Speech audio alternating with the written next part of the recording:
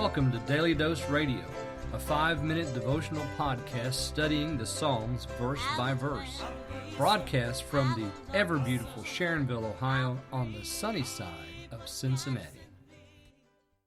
Hey, welcome back to the Bible Bistro. This is your home for Daily Dose Radio. We're looking today at Psalm 9, verses 9 and 10. The Bible Bistro also has a landing pad on the interweb. You can go to my-dailydose.com and find all kinds of stuff there, our translations. New content is coming up on the blog page, and we have other links and rich content for you to find there. Check out my-dailydose.com. Let me read for you today from my translation, verses 9 and 10, Psalm 9. So the Lord will be a refuge to the oppressed, a refuge in times of destitution. So will the ones who know your name trust in you, for you will not forsake the ones that seek you, O Lord. I love the way this first half of Psalm 9 ends with so many wonderful promises, don't you? So we've seen the great white throne, we've seen Revelation chapter 20 played out, we've seen Revelations 21 and 22 played out, and now I think maybe we could compare this to the scene in Revelation 22, where we have the healing of the nations, the trees and the water flowing from the throne, and this wonderful promise of peace. And that's really what you have here. Peace to those who find themselves in a time when there is no peace. We can look forward to Revelation chapter 22 and to that final dispensation of peace. But right now, the only peace we really have is in the Lord, who will one day create a world of peace. And that Lord who creates a world of peace in the future creates a world of peace in our hearts right now. There is no peace in this world. We don't have it. But we can have peace in our heart. And that comes only through, well, let's just let the psalmist speak to us. So the Lord will be a refuge to the oppressed. Where else is the oppressed going to find a refuge? Nowhere. Where else is there going to be a refuge in times of destitution?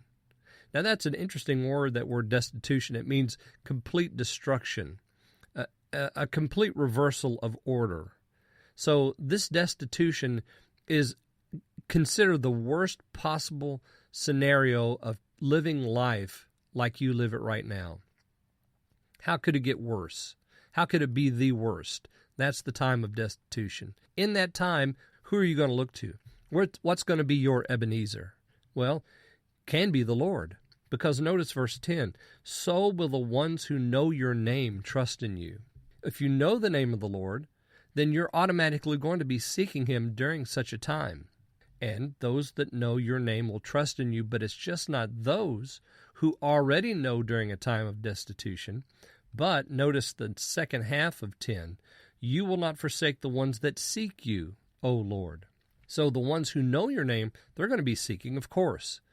But the ones who don't know your name, they're going to be seeking as well, because they're going to hear from the ones that have heard. They're going to hear from the ones that do trust.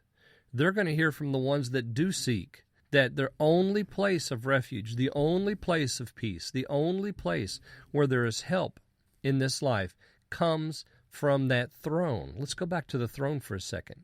Can you bow before the throne today? You know, in the book of Hebrews, it tells us that we come boldly before the throne of grace. And I think this could be Hebrews chapter 10 all over again. Here we have the throne of grace, because we've got the throne mentioned, twice now in this first half of Psalm 9. Let's come boldly before the throne of grace and find mercy and grace to help in time of need. Oh, you mean a time of destitution? Absolutely.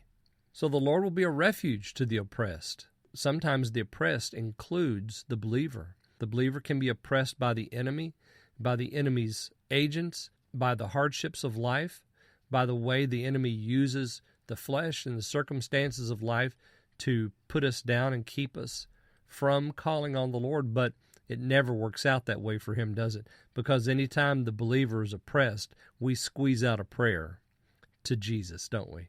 All right, so don't forsake the Lord this weekend. Go and seek him with all your heart.